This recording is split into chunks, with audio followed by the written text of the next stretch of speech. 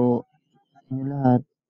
Ah, Balik po ako si gamitin isang MMA manager.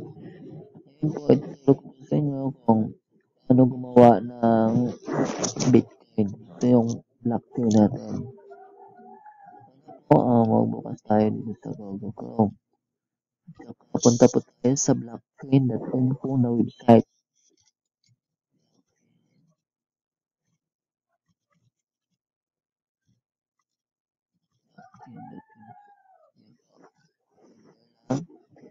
Ito naman yung home ng ito yung home ng blockchain. Tapos, punta lang po tayo dito sa wallet. Wallet yung gagawin natin. Ayan. Kung wala po tayong wallet, open po dito natin. Start. So naman po, kung magla-login lang, ito, login now. Kaso gagawa tayo ng bago. Dito tayo sa start a new wallet. Click lang po natin ito. Tapos po, yan. Talabas yung no. Fill up po tayo dito. Lagay po natin dito yung email natin.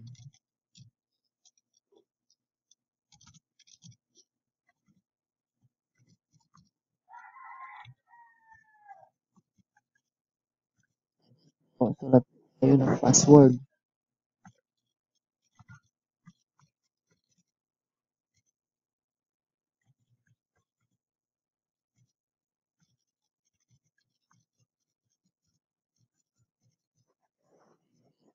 Tapos po natin i-fill up. Nalagay ko na yung password. Inulit ko lang yung pangalawa. Tapos, continue na po.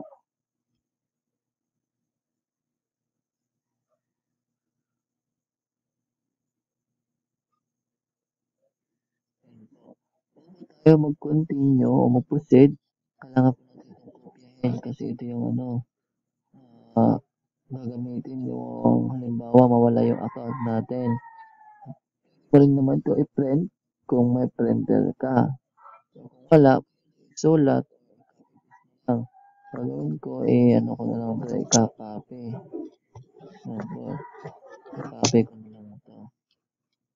Yan. Tapos lalagay ko yan doon sa, nabawa sa notepad ko.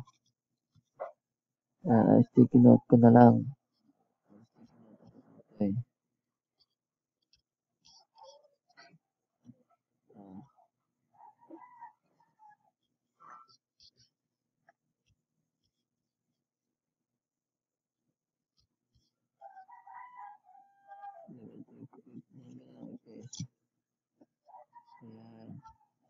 Paste ko na doon.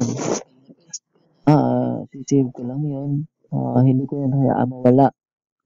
Ito yan eh. Kung meron wala yun, kakopy mo lang o isusulat. Tapos yan, pag na-save nyo na, pag natabi na yan, uh,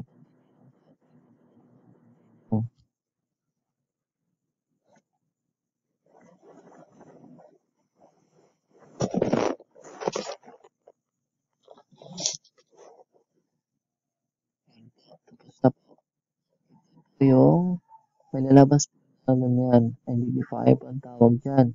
Yan po ang gagamitin natin pagbubukas natin sa susunod. Kaya kailangan din po natin ito i-save. Copy ko to. Copy. Ayan. Tapos, sa notepad. Notepad na lang gagamitin ko. Ito. Notepad. Ito yung identifier ko. Identifier.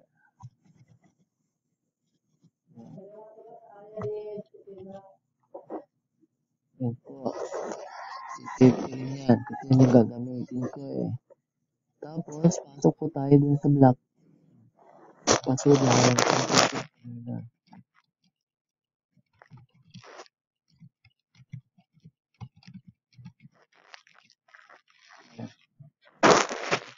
Ito na po yung wallet natin.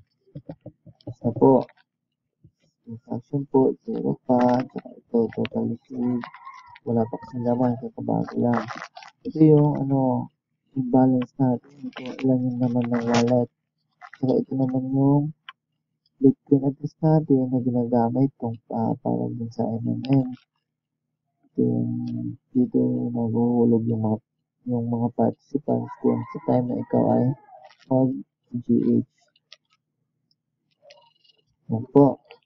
Kasi send ko ng money, dito lang po, send money, lagay yung Bitcoin address nila.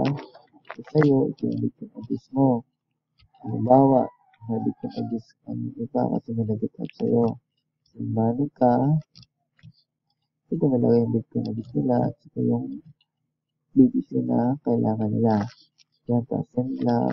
So po yan, makikita po natin yung dito sa may transaction. Pag nasend na po nyo, pag nasend na po yun, makikita yan dito sa may transaction. So, makikita mo yung listing ng mga transaction dito. Yan. Tapos, ito po yung summary. Nakikita niyo po kung ilan yung natanggap ninyo, nasend ninyo, tapos yung balance ninyo, saka kung ilang beses na yung kayo nag-transaction sa blockchain. Yan po.